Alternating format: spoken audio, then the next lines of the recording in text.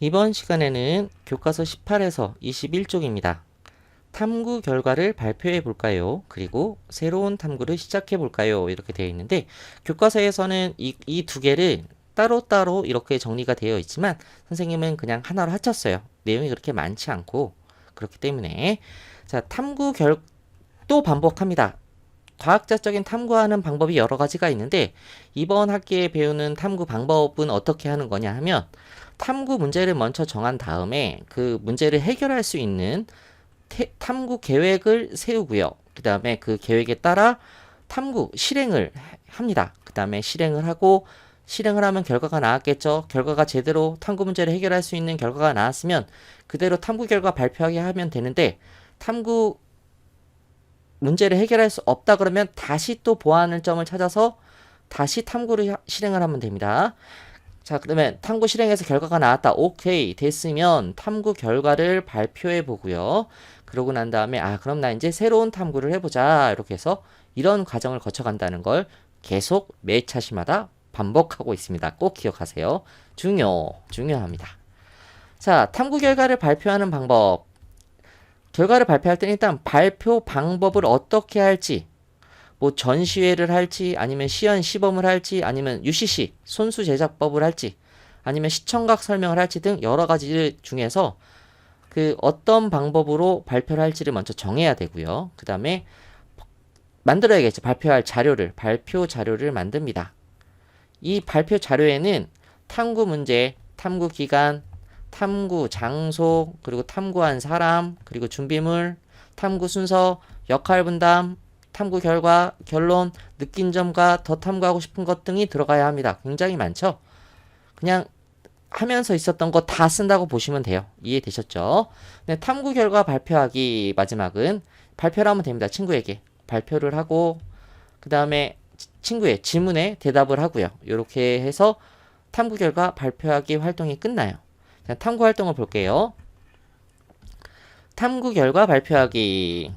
준비물은 발표 자료를 만드는 데 필요한 준비물, 모둠에서 만든 모래시계 등 결과물이겠죠. 작품.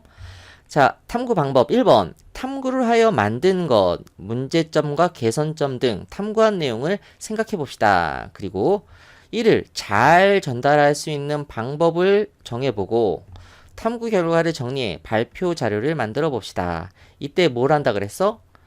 중요한 내용만 간단하게 나타내고요. 사진과 표, 그리고 그래프 등을 넣어서 이런 것들을 이용하면은 친구들이 좀 더 쉽게 이해할 수 있습니다. 오케이. 중요한 내용만 복잡하게 아니고 간단하게 하는 거야. 간단하게.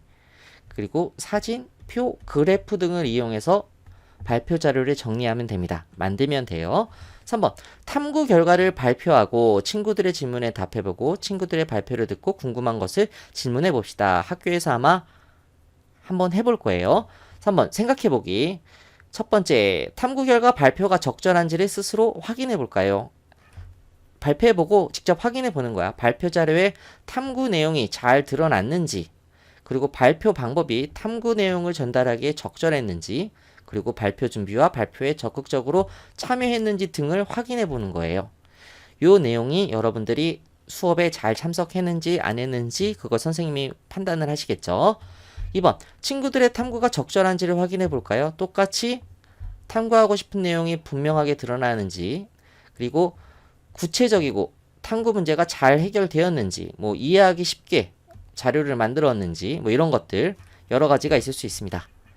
자, 우리 모둠에서 잘한 점과 보완할 점을 찾아볼까요? 이렇게 되어 있는데 우리 모둠 예를 들어서 쓴 거예요.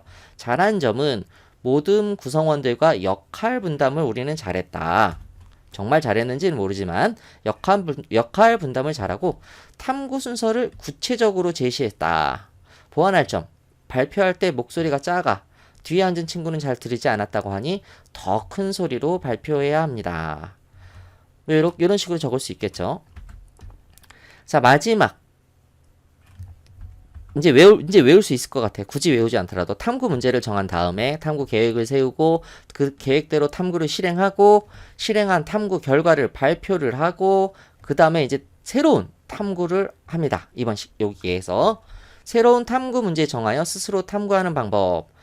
새로운 탐구 문제니까 다시 또 탐구 문제 정할 때처럼 여러 가지 조사도 하고 주변을 관찰을 합니다.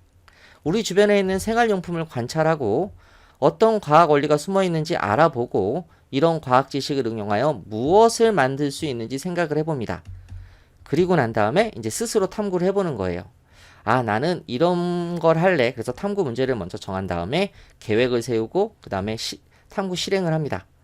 탐구 실행을 했는데 작품을 만들고 근데 문제가 있네. 그럼 작품을 점검한 다음에 개선 방법을 다시 찾아서 X 이렇게 되면 개선 방법 보완할 점을 찾아서 다시 작품을 만들고 오케이 만들었어.